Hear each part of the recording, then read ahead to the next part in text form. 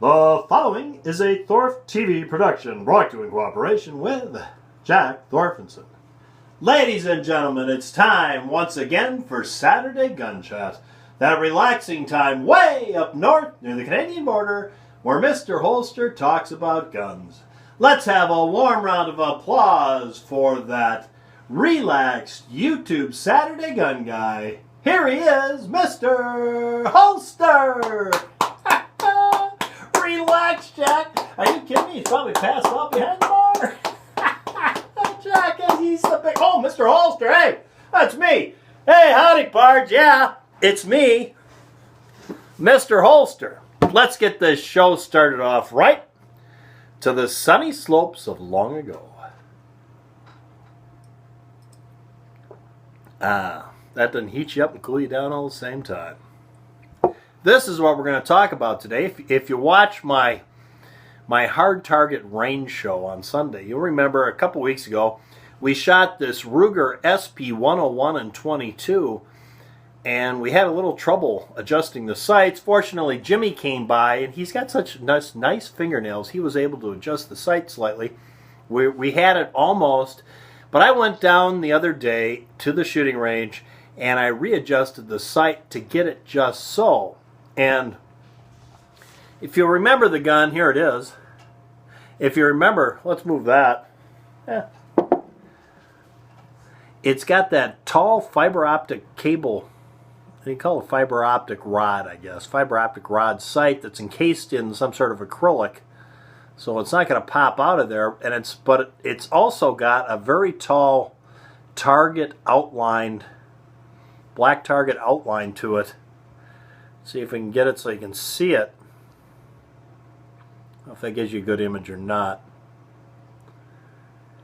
But that was what was on the thumbnail for this video. And I think these sights are a little taller than they need to be on the front. Because I had to, look at how far up I got to put that rear sight. Yeah, to get that so it's on target way higher than it really should have to be. Which is not a big deal, but by the time you start doing it, I'm not one to complain or anything, but by the time you start doing it, it gets really cheesy because it's just got two tiny little springs, one up here set in an indent on the underside of the black sight there. It's got a little hole milled into it that spring sits in, and one way back here that it sits in. And by the time you get it up this tall, you can the thing's just all over the place, moving around. There's no tension on it at all. It really is moving around to the point where I really did not like it. Yeah, because it wasn't very sturdy or stable, says I. And you see how tall that is, that much. I think that this sight could literally be that much shorter on the front.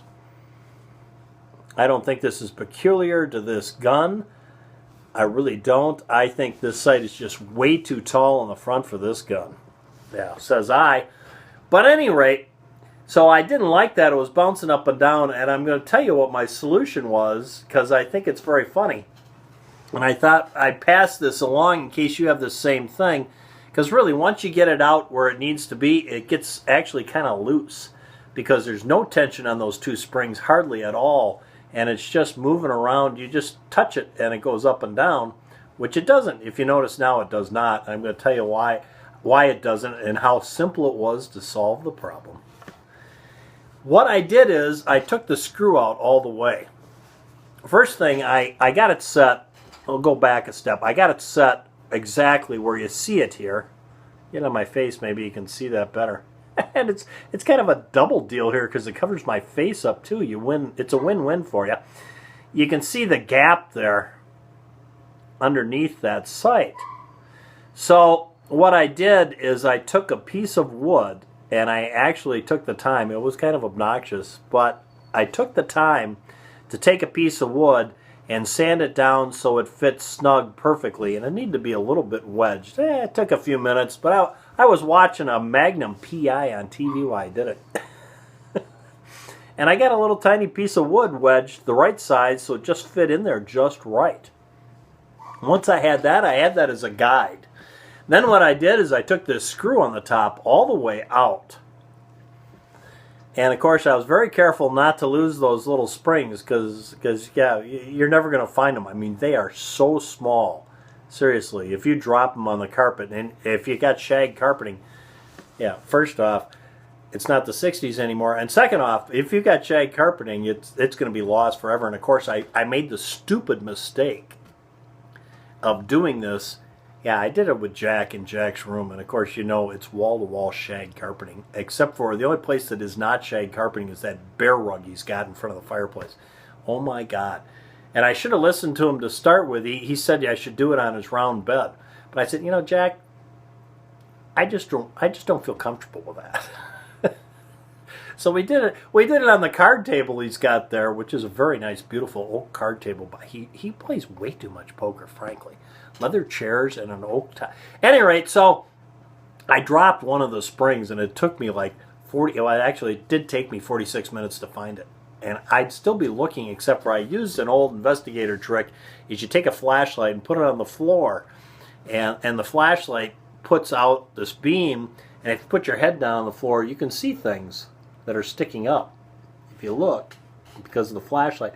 But at any rate, we found the spring, got it back in there. I'm just telling you this so you don't do it.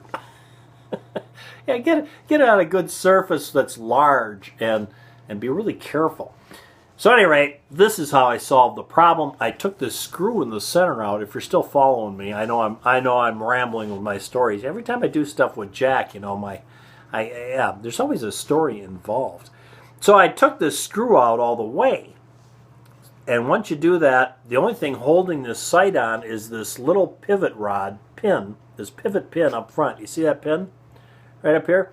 That's the only thing that holds the back sight on at that point. And the two springs, the only thing that keeps them from going anywhere are those two indentations milled into the top. So be very careful not to lose them. You'll lose 46 minutes of your life on the floor on shag carpeting with Jack, which, at any rate,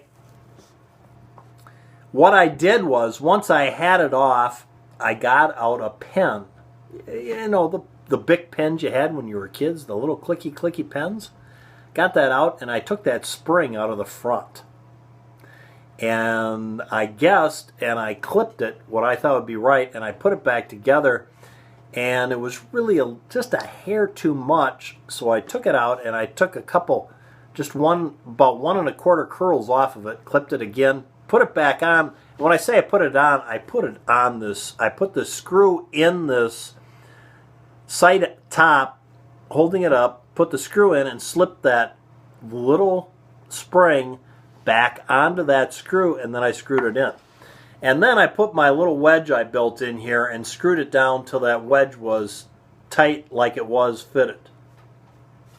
And there you go, and it doesn't move around and wobble anymore. It's tighter because I got that tension from that screw, or yeah, that tension on the spring on this screw right here.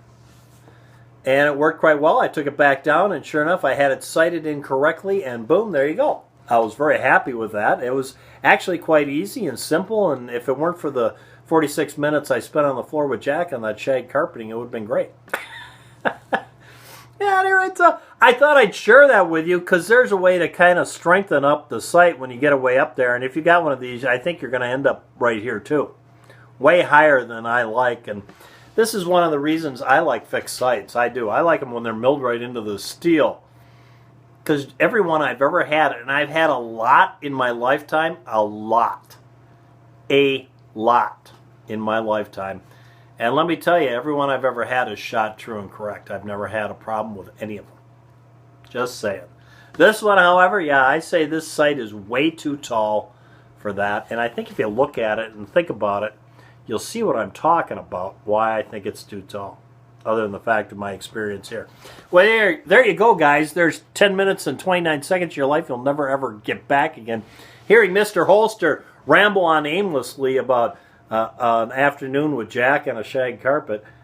Thank God Jimmy wasn't there. And the sights of this SP101 in a 22 long rifle.